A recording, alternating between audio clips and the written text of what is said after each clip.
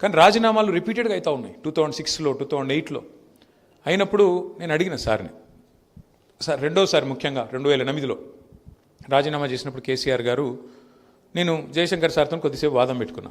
మళ్ళీ ఎందుకు రాజీనామా చేయాలి సార్, మొన్ననే చేస్తాం కదా 2006లో, సార్ ఎందుకు చేయాలి కేసీఆర్ సారు అన్న.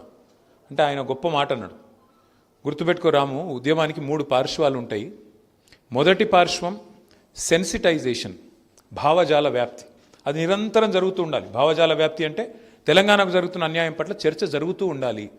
రెండవ దశ, రెండవ పార్శ్వం యాజిటేషన్, ఆందోళన పథం. ఎప్పుడు సందర్భం వస్తే ఎప్పుడైనా, ఇప్పుడు ఉదాహరణ కిందాక పెద్దలు చెప్పినట్టు నిరంజన్ రెడ్డి గారు, నాగార్జున సాగర్ ఎడమ కాలువ మీదనేమో లిఫ్టులు మన రైతులు మెయింటైన్ చేయాలి, కుడి కాలువ మీద మాత్రం ప్రభుత్వం మెయింటైన్ చేయాల్సి వస్తుంది అన్నప్పుడు కోదాడ నుంచి హాలియా దాకా ఆ రోజు కేసీఆర్ గారు పాదయాత్ర చేయడం జరిగింది.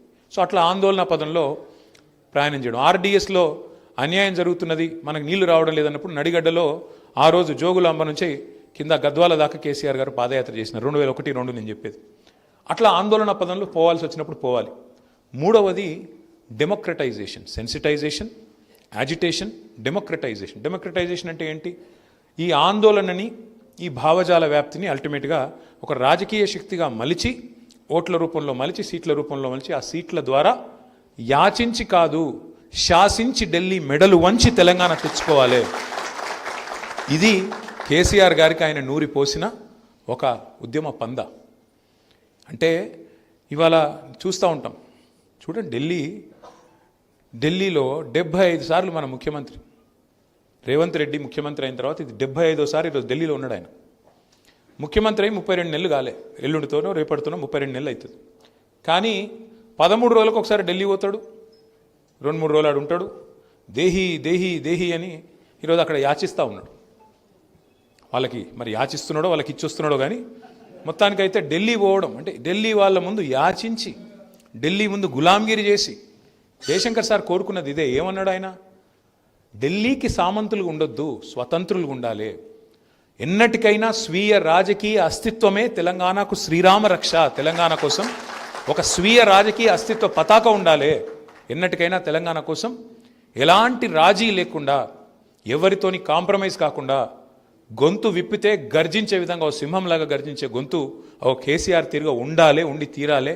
అందుకే కాంగ్రెస్లో కలవద్దు అని గట్టిగా వాదించిన నాయకుడు, వాదించిన మహానుభావుడు ప్రొఫెసర్ జయశంకర్ గారు.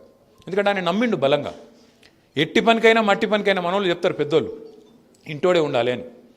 జయశంకర్ గారు నమ్మింది ఏంటంటే ఎట్టి పనికైనా మట్టి పనికైనా తెలంగాణోడు ఉంటే పని అవుతుంది, కానీ మళ్ళీ ఢిల్లీ ఓడి చెప్పినట్టు తలాడించేటోడు గంగెద్దు లెక్క డూడు బసవన్న లెక్క ఉండటంతో ఏమి కాదు అని. అందుకే ఇవాళ తెలంగాణ ప్రజలు ఆలోచన చేయాలి.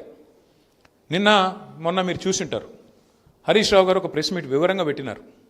సోదరులు సోషల్ మీడియాలో కూడా పెడతా ఉన్నారు.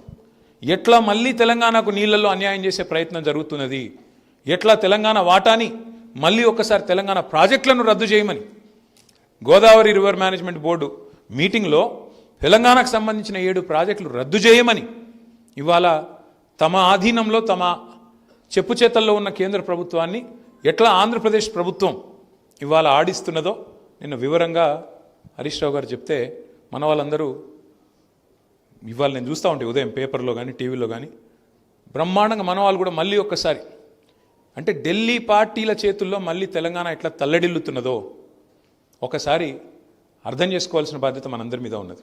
ఎందుకంటే ఢిల్లీ పార్టీల చేతుల్లో జుట్టు అల్టిమేట్గా ఎవరి చేతులు ఉంటే వాడు ఆడిచ్చినట్టు ఆడతారు వాళ్ళు. అదే తెలంగాణకు నికార్సుగా తెలంగాణ కోసమే పుట్టిన పార్టీ, తెలంగాణ కోసమే అల్టిమేట్గా ప్రాణాన్ని పనిపెట్టడానికి సైతం, పనంగా పెట్టడానికి సైతం మరి వెనకాడకుండా నడిపించిన నాయకుడు ఉంటే ఆ పరిస్థితి ఉంటుందా?